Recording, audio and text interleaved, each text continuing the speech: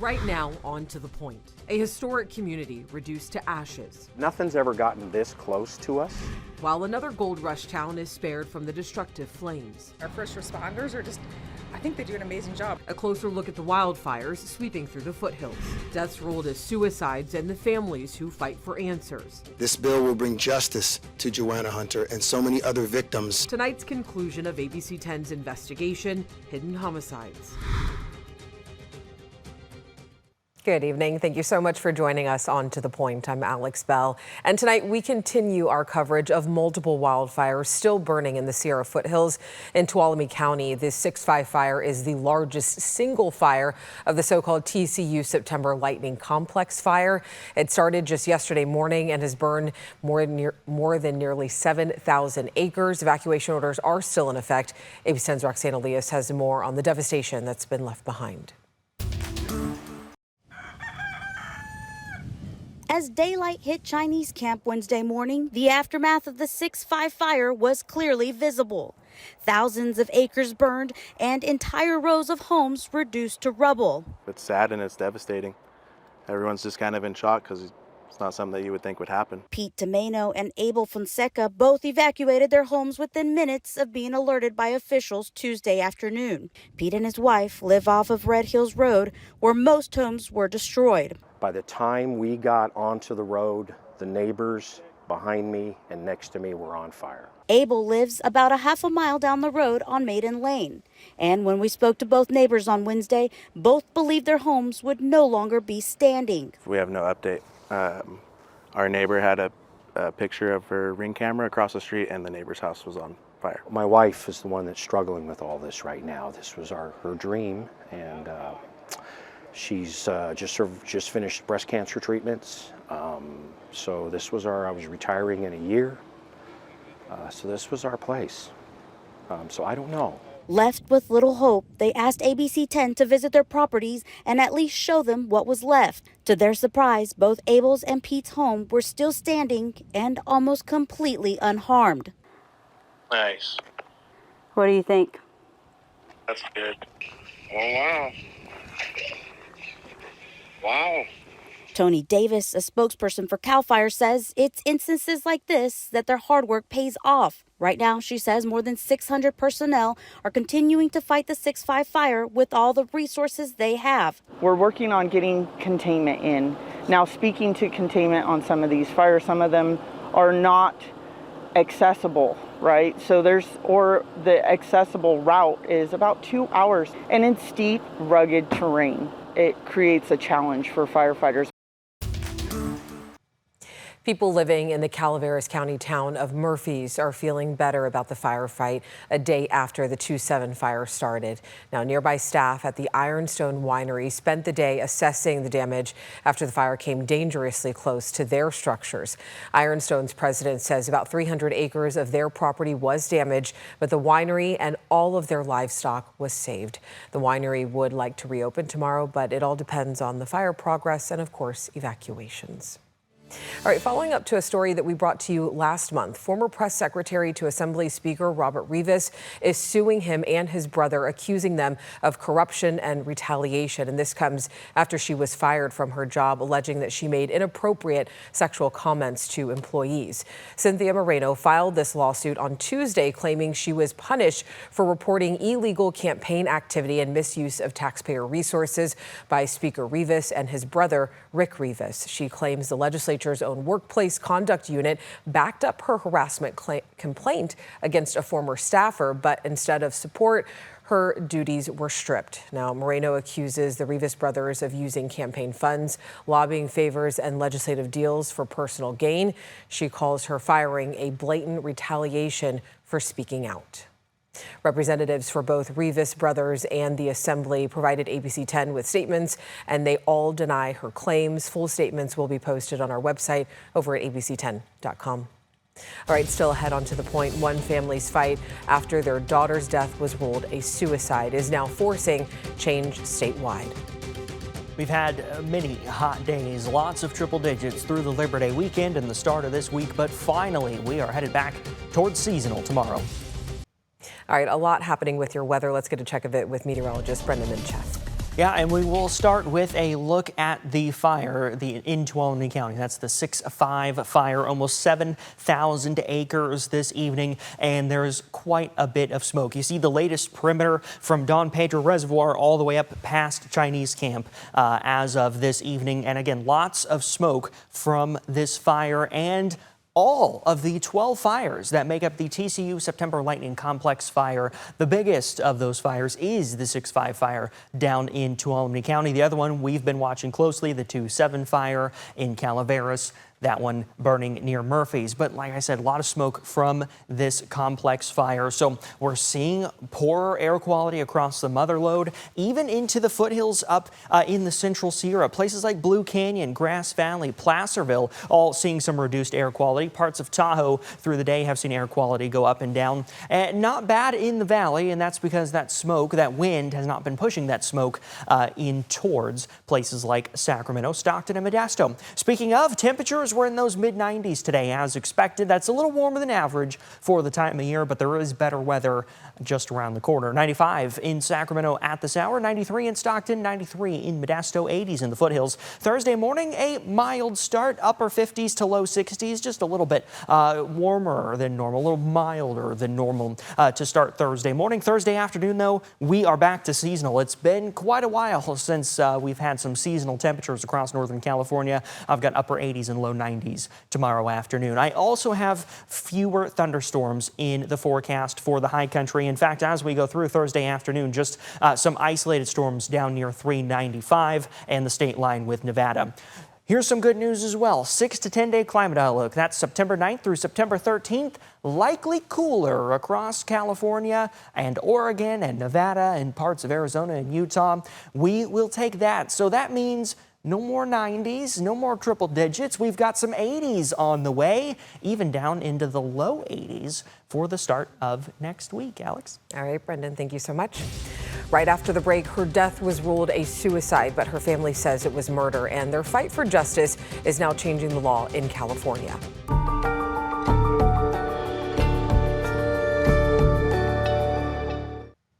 Tonight, episode 6 of our investigation into deaths ruled as suicides that families believe were homicides. In this final episode of Hidden Homicides Fighting for Answers, we reveal how one family's fight sparked action. A new law impacts how authorities handle suspicious deaths. Investigative reporter Andy Judson has been following this story for 2 years, and she joins us now. Yeah, for 2 years, we've been investigating the death of Joanna. And over the last 3 weeks here on ABC 10, we've been revealing our findings, her family's unrelenting search for answers, and warning signs of an even bigger problem: homicides staged to look like suicides. Tonight, in our final episode, we show you how Joanna's case sparked change. A new law now in effect that aims to prevent cases like Joanna's from happening ever again. A warning before we go into this episode: this investigation contains accounts and images involving domestic violence and suicide, which may be disturbing to some. There's one or two people that everybody always says is, I don't know what I would do if I lose them. I don't know, like, it's not allowed. And then one day it's you. That person is gone. For Joe Hunter, that person was his sister, Joanna. As her brother, as her protector, I need him to be held accountable.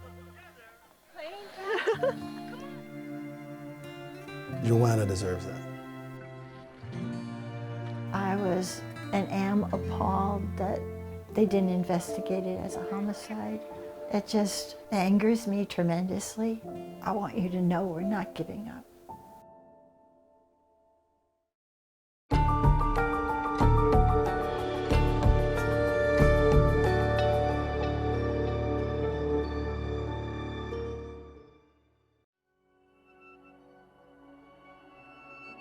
Joanna's death was ruled a suicide, but her family believes her killer walked free. But the Solano County Sheriff's Office stands by their investigation. I feel like we have conducted comprehensive investigations 4 different times, and we've reached the exact same conclusion. Through our investigation, we've uncovered critical gaps in her case, unanswered questions, with expert insight and potential new evidence. All of it sparking action and change. I think her life and really her death are writing this story.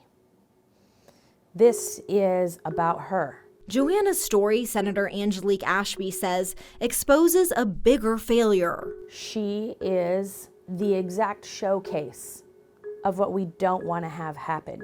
Homicides can be missed, mislabeled, hidden. And when that happens, killers can slip through the cracks, leaving families without answers. It's why Senator Ashby introduced Senate Bill 989. Had this bill been in place, we only can imagine. Senate Bill 989 improves investigations into domestic violence deaths, empowers coroners to act on suspicious cases, and gives families vital access to information by officially recognizing them as next of kin. But experts say it has one critical element: training. I think at the end of the day, this is about training. The bill requires additional training for law enforcement on how to spot suspicious deaths and staged crime scenes. In the police academy, we don't train our dispatchers, we don't train our patrol officers or paramedics to look for the signs of a staged crime scene. So I also think we have to be fair in the sense that we have not given the people who are making these decisions the right tools to be able to do that. ABC 10 followed the bill from its introduction. Today, I am proud to present SB 989. Through every step to the governor's desk. Approximately 1,200 hidden homicides occur annually. Joanna's family also there for all of it.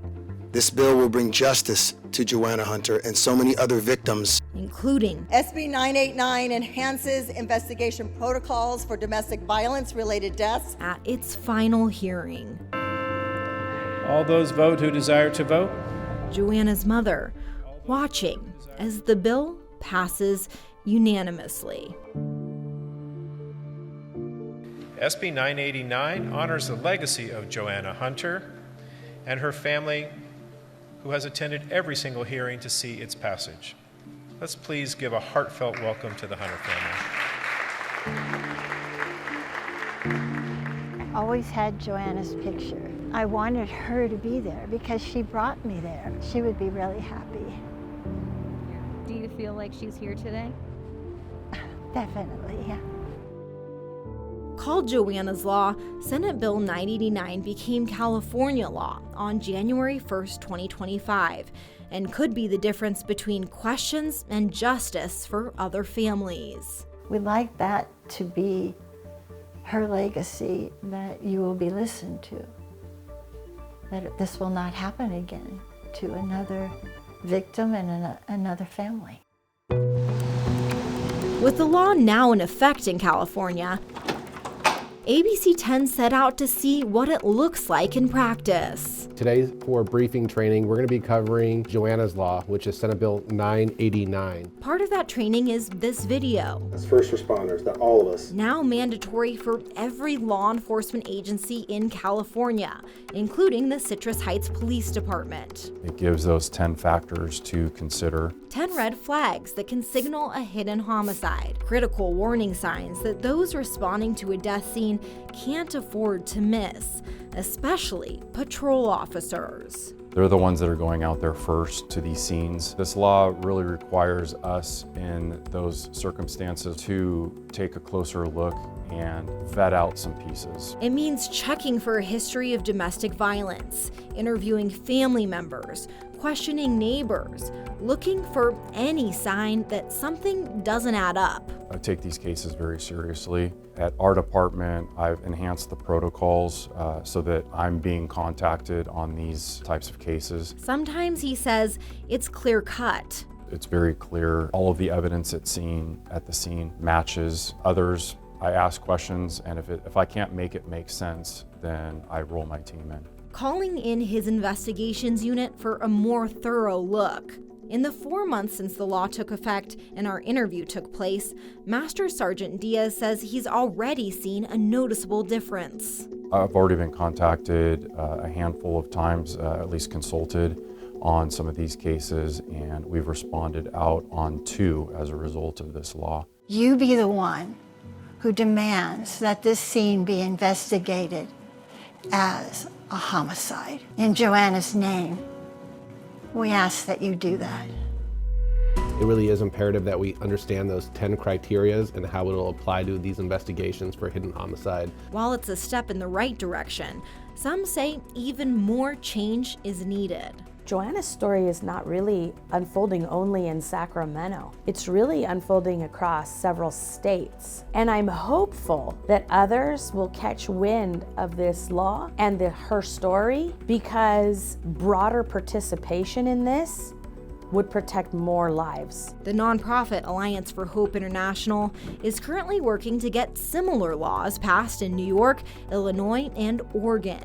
If we can do that, then Joanna didn't die in vain. And if Joanna didn't die in vain, there can be some peace, some solace in knowing that her life and her death mattered, because it will end up helping other families. Like Ethan's family. He was my joy. He was sunshine in a person. I want my son's life to not have ended in a lie. Our investigation brought their stories to light. Cases they say were hidden, their calls for help ignored or dismissed. There was no homicide investigation. What are you hiding? What are you hiding? Research shows they're not alone. There could be thousands of similar cases across the U.S. I'm a different person without my sister. There's times I'll just talk loud, you know, and just say, hey, like, I miss you, I love you. And you think about, I want to get you justice. A fight for justice and for answers. It took years. I still don't understand. It was changing who I was as a person about the legal system and about the police department. For them, justice never came. Not through an investigation, not in a courtroom, not with a verdict. This doesn't feel like justice. This doesn't feel right. And they're concerned. If Joanna's case was missed, there's more. That's what I want people to analyze from this. Is not this tragic event they can't relate to. If you're not careful, you're gonna be sitting in this seat. But by being a voice for Joanna and others like her, they believed they've exposed this system where homicides can potentially be missed, dismissed, and even hidden. She deserved better. And if she was here, she would be lighting up the room. We miss that light in her lives. Now, because of Joanna's family and advocates, justice lives on in every investigation that digs deeper, in every family finally heard. And one day, they hope, for Joanna too. I love her so much that I'll never give up. Never give up. Stay right now. We're back. I did it.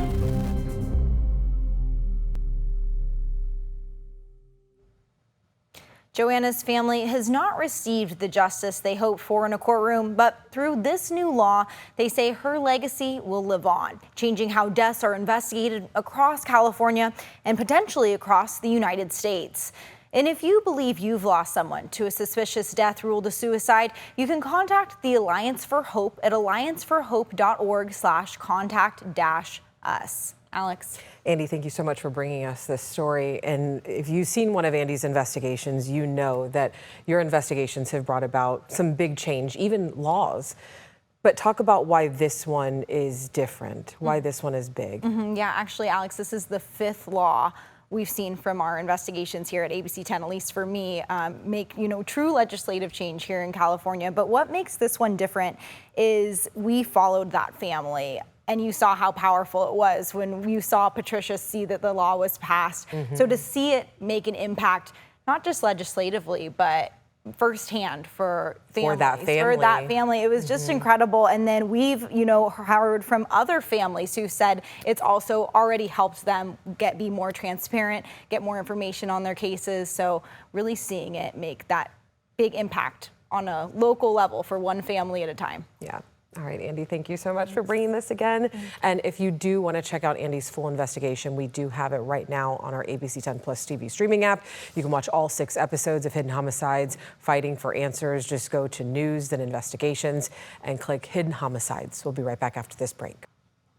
Before we go here, I want to say that I know there's a lot going on in the world. There's a lot also going on with our weather. So don't forget, you can download our free ABC 10 Plus TV streaming app. You can also go to our website for the most up-to-date information, and you can always reach out to our team. Have a great night. I'll see you tomorrow.